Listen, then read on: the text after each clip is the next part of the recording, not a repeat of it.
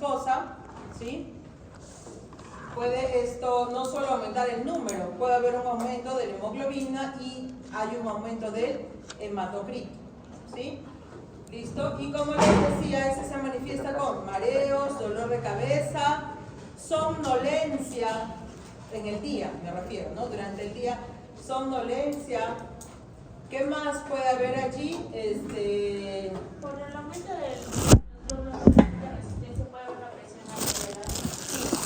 Sí, de hecho, la viscosidad, aumenta la viscosidad, de hecho va a aumentar la presión arterial, ¿ya? Pero, o sea, no siempre es tan evidente, son aumentos de presión arterial no tan altas, porque a veces las personas cuando es de forma crónica pasa desapercibidos los síntomas, ¿sí? Pero les decía, estos son los síntomas que tienen las personas, ¿no? A veces llega a confusión, cuando es un poco más alto, llega la persona a estar confundida, cansada. La cara, bueno, a mí siempre nosotros de la sierra de veces tenemos los cachetes rojos, decimos, pero de pronto esa persona, ¿no? Que era más pálida, de pronto no dice, en general la piel, que dice rubicunda, ¿no? Rubicunda es sobre todo en la cara, ¿ya? Y está corriendo, por si acaso está corriendo. Ay, ya, listo. Y ya me olvidé. Ya, también cuando aumenta la temperatura les pica la piel, cuando aumenta la temperatura. ¿Sí? ¿Qué era? Ya, listo. Ok, ese es una también de los síntomas que puede haber, ¿ya? Disnea también. Disnea respiratoria, se entiende, esa alteración en la frecuencia respiratoria. O sea, respira más cansadamente, ¿no? A más rato, sí, más cansados. Exactamente. Y bueno, ok, y hablamos de la policitemia verdadera, es cuando hay aumento de la masa eritrocitaria. Y esta policitemia verdadera puede ser primaria o secundaria. La primaria decimos la policitemia vera. Bueno, acá está la persona con la cara roja, ¿no? Por eso lo vamos a decir. Policitemia vera, o sea, es dentro de la verdadera. También llamada policitemia primaria, ¿sí? Primaria. ¿Listo? Entonces, ¿qué pasa aquí? Allí hay una alteración de la médula ósea roja. ¿Sí? Como dicen, una mieloalteración también, ¿no? Una mieloalteración. Y aquí no solo se dispara el aumento de la producción de glóbulos rojos, también plaquetas y glóbulos rojos. Sí, o sea, aquí claramente también hay alteración, aumento de las otras líneas celulares. ¿De acuerdo? Aquí. Todos estos síntomas que he mencionado, también, inclusive las personas con policitemia vera, suele haber dolor en los huesos por la generación exacerbada de número celular, en general, de células sanguíneas, además de lo ya mencionado. ¿Listo? Ok. La otra, la eritrocitosis secundaria. Puede haber, vamos a ver un poquito más diversas causas, pero la principal causa de la eritrocitosis secundaria es la hipoxemia, o sea, bajos niveles de oxígeno en sangre. ¿Listo? Y esa hipoxemia puede ser ocasionada por una hipoxia. ¿Me entienden? ¿No? Hipoxia, en general el organismo, hipoxia a nivel tisular, ¿no? Porque puede ser, ¿no? Porque la persona, por ejemplo, está en altura, ¿sí? Está en altura y entonces hay una baja presión que entonces le está provocando que una hipoxia, ¿no? Bajos niveles de oxígeno que están llegando, una baja saturación de oxígeno en la hemoglobina, ¿sí? Y otras, ahorita vamos a ver un poquito más. Ahora, relativa o falsa, ¿sí? Relativa o falsa, quiere decir que no es una policitemia verdadera, porque esto aquí es aumento absoluto. Estas policitemias que estoy hablando es aumento absoluto de la masa eritrocitaria, absoluto. En cambio aquí falso, ¿por qué? Porque en realidad lo que baja es el volumen sanguíneo, la volemia. ¿Sí? Vamos a ver algunos síndromes, pero la principal causa sería la deshidratación. Si uno se deshidrata hay una hemoconcentración, ¿no? O sea, una concentración de glóbulos rojos. ¿Sí? Ahora, También podríamos decir una poliglobulia, causas secundarias, puede ser familiar. Decimos esta básicamente por la producción ectópica. O sea, entendemos que la eritropoyetina se produce en el riñón, ¿no es cierto? Básicamente en los podocitos, ¿sí? Allí se produce la eritropoyetina. Entonces estamos hablando que el riñón más o menos, le decía, produce la mayoría de la eritropoyetina, más o menos un 90%, ¿sí? De esa eritropoyetina, 90% se produce en el riñón. ¿Listo? Pero a veces es posible alguna generación de algunos tumores, ¿no? Fuera del lugar, que pueden producir eritropoyetina también. En el hígado también, por ejemplo. Exactamente, ahí ni más. Porque el hígado es el otro lugar, ¿no? De producción de eritropoyetina, pero una mucho menor cantidad. ¿Listo? Ahora, aquí lo que estoy mencionando, ayer estamos todos apurados, ¿no? Por terminar, criterios diagnósticos de policitemia vera, ¿sí? Entonces, cuando hablamos de criterios mayores y menores, estamos hablando para el diagnóstico de esta, de la primaria, ¿sí? Entonces, tomar en cuenta los valores, ¿no? 18.5, mayor a 18.5 en varones, mayor a 16.5 en mujeres, siempre y cuando estemos hablando de un lugar a 0 metros sobre el nivel del mar, ¿no? Si hay personas que estamos viendo, por ejemplo, a una mediana altura, pues 18.5, ¿no? Normal, 19 ya, hasta ahí, ¿no? Un poco más ya, estamos hablando de 20 para arriba, sí, podríamos hablar, es un criterio, ¿no? La hemoglobina. En mujeres llegan a 17, más de 18 podríamos decir, acá podríamos decir, ya, un problema alto, más de 18 en mujeres, de 20 para arriba en varones, ¿no? Podemos decir que está alto. El otro criterio alternativo sería el hematocrito, ¿sí? Hematocrito, ¿no? Hablamos de, ¿cuánto hematocrito? 40, 50. ¿Más de 50? Más de 56.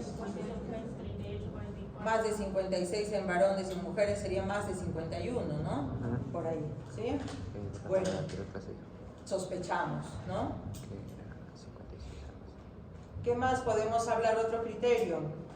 A esto sí, ya, y uno sospecha ya la presencia de este gen, la mutación de este gen, el JAK-V6-17F, el 90% de los casos, o la mutación del gen JAK2 exon 12, para lo que es la producción, ¿no? De glóbulos rojos, está involucrada en la producción de glóbulos rojos.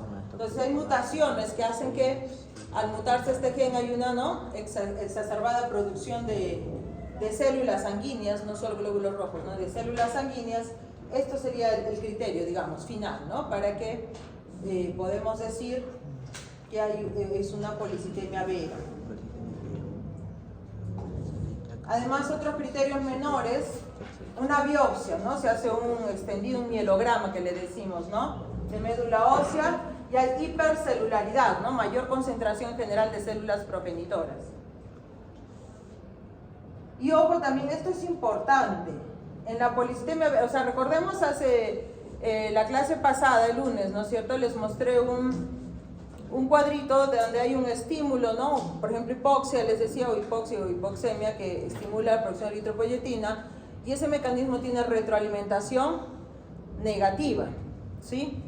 Entonces acá, esta constante, el elevado número, ¿no?, de glóbulos rojos hace pues que la eritropoyetina tenga una retroalimentación negativa. Entonces, en la policitemia vera, la eritropoyetina estaría disminuida. En cambio, en la policitemia secundaria podría estar elevada, por ejemplo, en casos como este, ¿no? Podría estar elevada, hay que tomar en cuenta eso. O regular, o normal, niveles normales. En cambio, en la policitemia vera, por lo general, está disminuida la eritropoyetina cero. ¿Ya? Y bueno, aquí, bueno, esto es otro análisis in vitro, no es tan común, pero la formación de colonias eritroides, o sea, mayor producción de colonias eritroides, que es UFC, ¿no?, las unidades formadoras de colonias eritroides. muy elevado. Ok. Miren acá lo que les decía, relativo, ¿se acuerdan? Esto es de forma aguda, una deshidratación, por ejemplo, sería una consecuencia de una hemoconcentración, ¿no? Más concentrados los glóbulos rojos, ¿por qué? Porque baja la volemia, ¿sí? Es relativo, o sea, la falsa, ¿sí? La falsa. De forma crónica, una policitemia por estrés continuo, también llamado el síndrome de Geist-Bock, no es común, pero este síndrome de Geist-Bock, ¿no? Se desencadena esta policitemia por estrés, o sea, un estrés sostenido, se entiende, ¿no? No un estrés por examen, por ejemplo, le va a dar síndrome, no, tranquilo. ¿Ya? Ahora, las poliglobulias verdaderas, ¿no? Verdaderas, ¿ya? Acá están las secundarias, y acá vemos las primarias. Las primarias, ¿sí? Mutaciones, les decía, de esos genes, ¿no? Del gen JAK, ¿no? Con sus variantes. Entonces, aquí, ¿qué es lo que causa? Alteración de la hemoglobina, disminuye el 2,3-difosfoglicerato. ¿Por qué es importante el 2,3-difosfoglicerato? También, esta es otra mutación de células que disminuye la producción. Es importante, en los glóbulos rojos tenemos este producto intermediario, el 2,3-difosfoglicerato. ¿Por qué es importante? Esta molécula es más afín a la hemoglobina que el oxígeno. ¿Y por qué nos interesa? Porque esta molécula a nivel tisular nos interesa, no a nivel de pulmón, sino a nivel tisular nos interesa porque esta molécula ayuda a ¿qué? A botar al oxígeno, desplazar al oxígeno de la hemoglobina. ¿Y por qué queremos que salga el oxígeno de la hemoglobina? Porque el oxígeno tiene que ser entregado a los tejidos, o sea, a ese nivel, capilar, tisular, ¿sí? Allí el oxígeno tiene que entregarse a las células. Entonces la hemoglobina no tiene que agarrarse. También hay hemoglobinopatías en las cuales la hemoglobina no suelta al oxígeno, no suelta, no. Tiene que soltar a nivel de los tejidos. Por ejemplo, una de las principales adaptaciones en altura es esto, el aumento de esta molécula para mejorar, ya que la cosa está escasa de oxígeno. Entonces, el aumento de esta molécula nos indica pues que hay problemas, ¿no? Hay hipoxemia. Y esta molécula nos va a ayudar a que el oxígeno llegue a los tejidos. ¿Ya? También hay policitemias de tipo adquiridas, donde hay mutaciones. A lo largo de la vida no se nace con este problema. Puede haber mutaciones espontáneas, adquiridas también, llamada la policitemia rubra B, ¿no? Que también podría considerarse el comportamiento de policitemia primaria. ¿Listo? Policitemias secundarias hemos visto que hay un estímulo del aumento del eritropoyetino, o sea, estímulo normal puede haber también, les decía por hipoxemia, les decía por altura, mencionaba por altura. ¿Qué otras causas? Hipoventilación, enfermedades pulmonares, puede ser obstructivas pulmonares, el shunt auriculoventricular, ese disparo donde hay una mala circulación, ¿no? Un mal pase del shunt hacia el paso de la sangre de aurículas a ventrículos. Y al ver ese cortocircuito, esa interrupción, hay menos, ¿cómo se llama esto? Menos llegada suficiente de la sangre hacia la circulación pulmonar, generando una sangre poco oxigenada. ¿Ya? Después, carboximoglobina, cuando hay una intoxicación por monóxido de carbono. No es común, pero el monóxido de carbono es peligrosísimo porque es mucho más afín que el oxígeno. Entonces, si estuvieran en el mismo nivel el monóxido de carbono con el oxígeno, lo desplaza de lejos el monóxido, lo bota el oxígeno de la hemoglobina. A veces sí, hay lugares cerrados donde se puede conglomerar este monóxido de carbono. Por ejemplo, un auto cerrado y la manguera del escape está, ¿no? Rota y entra monóxido al auto y todo está cerrado, pues significa la muerte por intoxicación con monóxido, ¿no? Entonces, el monóxido es un gas muy peligroso, ¿sí? Llega a aumentar su concentración tanto que desplaza al oxígeno. El tabaquismo también, o sea, cuando aumenta la concentración de carboxihemoglobina, ¿sí? La administración de eritropoyetina que también podría ser un problema idiopático, ¿no? Un problema idiopático porque la administración exacerbada de eritropoyetina a veces trata de paliar problemas de anemia, mal funcionamiento renal, entonces administran eritropoyetina y si esto es incorrecto, dosis muy elevadas, pues puede llevar también, ¿no? Policitemias. Esteroides, andrógenos exacerbados también puede llevar, ¿no? Al aumento también de estas líneas celulares. ¿Qué más? La enfermedad renal, ¿sí? Entonces hace que haya una sobreproducción, la enfermedad renal, así como un tumor renal también, ¿no? Un tumor renal puede provocar sobreproducción de eritropoyetina también, o en el mismo riñón, o la producción ectópica que les comentaba hace un momento, ¿no? Ahí está, lo que comentaba en el hígado, sí, puede haber hepatomas que aumenta, leiomiomas, ¿no? Después hipernefroma, otro tumor, ¿no? El mismo riñón, sí, no es a nivel glomerular, pero el mismo riñón que hace una sobreproducción de eritropoyetina. Feocromocitomas, ¿no? Hemangioblastomas a nivel del cerebelo, ¿sí? Entonces todos estos tumores pueden aumentar la producción ectópica. Trasplante renal puede generar un desbalance que provoca una sobreproducción también. El síndrome de Cushing no es muy común, pero un síndrome de Cushing avanzado puede llevar también a esta sobreproducción de eritropoyetina. Y las policitemias idiopáticas también generadas por este problema o el tratamiento. A veces tratamientos contra el cáncer, algún tipo de quimioterapia pueden llevar a la exacerbada producción de eritropoyetina. Todo esto es secundario. Entonces, miren, en realidad sería más común las policitemias secundarias que las policitemias primarias, porque ella necesita la mutación de gen, ¿no? Entonces es más difícil. Y aquí, uy, lo he puesto muy chiquitito, por tratar que entre. No sé cómo fue esto, por tratar que entre. Se metió el editor y me dejé llevar, y bueno. Ya un diagnóstico diferencial de las policitemias, ¿no? Ya, a ver si así se nota un poquito más. Bueno, ahí está. Entonces tenemos estos dos valores, ¿no? El hematocrito y la hemoglobina elevados. Tomemos en cuenta si es o no altura, ¿no? Pero aquí, si la masa globular está normal, hablamos de una pseudopolicitemia, es decir, una policitemia falsa o relativa, ¿sí?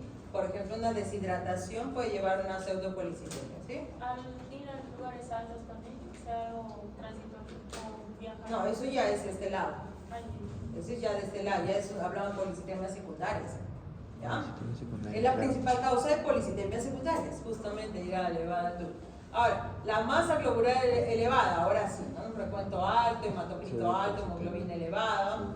Vemos aquí dos causas, ¿no? Cuando la saturación de oxígeno es baja, es una policitemia secundaria a hipoxia. Y la hipoxia puede ser causado por ir a lugares elevados, enfermedades pulmonares también, ¿no? Una hipoventilación también, ¿sí? Ahora, la saturación de oxígeno es normal. Puede ser que la concentración de la carboxihemoglobina esté elevada, entonces mayor saturación, o sea, mayor ocupación de CO o de CO2. El tabaquismo, le mencioné, o en un ambiente con monóxido de carbono, ¿no? Policitemia, tabaquismo, miren, policitemia del fumador, ¿no? Ahora acá, si la concentración de carboxihemoglobina es normal, entonces veamos la hemoglobina. Hemoglobina normal, las hemoglobinopatías.